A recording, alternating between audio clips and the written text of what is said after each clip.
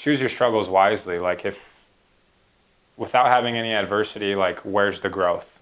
You know, and where are you going to grow? Not only on the baseball field, but in the classroom, in, you know, your day-to-day life, your family life, marriage and stuff, all that stuff, everything provides a learning lesson. So I think that adversity, you know, having surgery and coming back from that, it teaches about who you are, you know, who you are, not only just as a baseball player, but as a person, and kind of learning how to go about day by day. And honestly, like, I never want anyone to have surgery, but like learning from that Tommy John surgery and going through that process was a huge step forward, I think, in my career.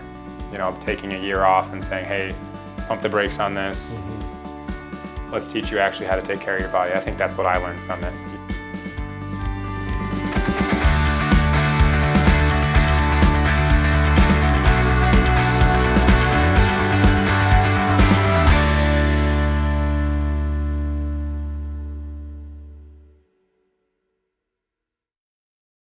What about going back to this time around rehabilitation? Earlier, 2022, you had an injury in the elbow, then going through the testing, then eventually had the surgery, then going through the rehabilitation process. How was it like mental process that time? Especially you had experience in, you know, Tommy John surgery rehabilitation before. How did you go through that? You know, what was it like? Yeah, so first off, like I said before, not being able to play sucks. It just sucks.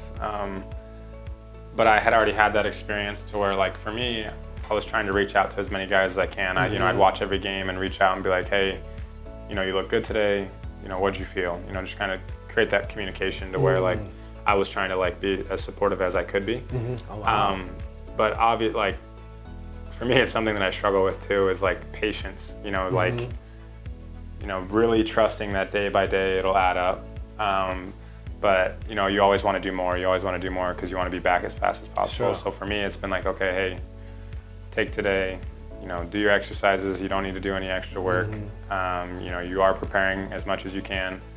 That is the hardest thing, I feel like, you know, especially somebody who are dedicated, hard worker. In the past, they made themselves more successful when they work extra hard or extra reps, you know, whatever. Exactly. But when it comes to rehabilitation, it doesn't work that well. No. How did you control yourself like that, and how did you learn that? I think I learned from my first surgery, obviously, but also I've had a lot of people, not a lot of people, but like I've had my agent and the organization be like, hey, take your time, take your time, take your time. You want to make sure that this gets right, you know, take your time. So I've been able to kind of feel a little bit more calm, I guess, you know. You being calm, yes. You know, and just, you know, worry about my day-to-day stuff. Because if it were up to me, I would be throwing already and doing all my stuff, you know, and just, it would have been like, hey, let's get this going in a month. have to pull you back, you know, quite a exactly. bit, So, but yeah, I've had a lot of good people, and obviously you, I appreciate that. you know, writing the programs and constantly changing programs to where nothing feels monotonous, you know what I mean? To where like, it's like, oh, I am getting better today. Or like today I had a good day at PT, you know, I was able to progress to this weight. So that's kind of how I've been doing this, is like, okay, I don't want to put too much weight on to where I can risk an injury, but I also want to increase when things are feeling good. And that's kind of how I've been tracking my progress, I guess you would say. See. That's awesome, awesome. So Tarik, thank you for sharing lots of, you know, experience and wisdom in a way. And so kind of condensing that, you know, with your wisdom, like if such a thing, you know, gift in adversity, I'm sure you learned so much from your rehabilitation, you know, process.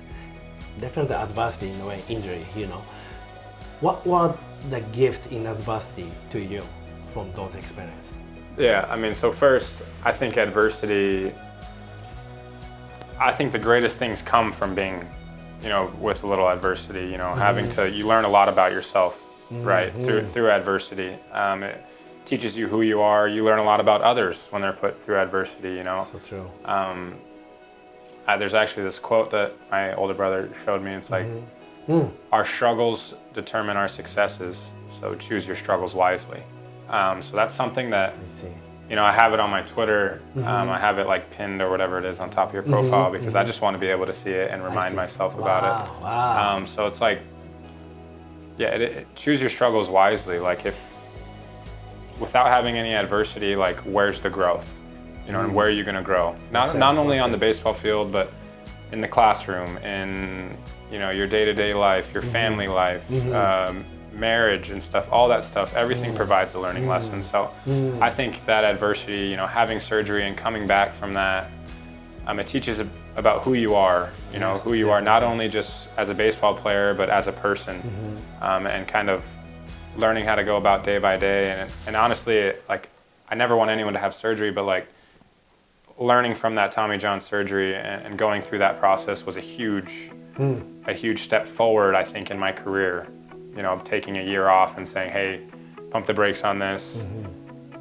Let's teach you actually how to take care of your body. I think that's what I learned from it. Wow, and, that's awesome. That's just, God always has a plan, and that's that adversity is like just trusting in, like, okay, something bad might happen, or you might prepare well for a test and still fail, but it's like, okay, what's your next test gonna be? And you can apply that in the classroom, on the baseball field. I can do everything right, but when I get out there, unfortunate things happen behind me on the field. What do I do next? And I think that's, to me, is like shows who you really are. It's like how you attack that next pitch, how you attack that next day. So I think that's kind of the gift in adversity, and it's. I see. Wow, awesome. So just listening to your story feels like you have a lot of great things. One of the great things I've been witnessing every single day is you are very stable. I'm sure, just like you expressed, you had your own struggle, frustration inside. But to me, you're very calm, stable. I think that is underneath that. I think you have belief in, like, trusting your process, yourself, someone. At the same time, almost like welcoming that adversity, because you can utilize that adversity into success in the future. No, for sure. And then my life is made a lot easier and simpler with the people that are around me. You, my trainers, Justin, Wes, my wife, my family. My life is made very easy because of those people involved, to where I can just say, hey, these people are the best at what they do. I'm just going to trust and do what they tell me to do. And that makes my life very easy, being able and being fortunate to have those people, surrounding me. That's awesome. Yeah. Thank you for sharing that. Yeah, of course. Thank you. So Tarik, now I want to ask you another question. As a physical therapist trainer, we'd like to always grow, for ourselves, so that we can better serve our clients. In your opinion, what makes great therapists great trainers? That's a good question.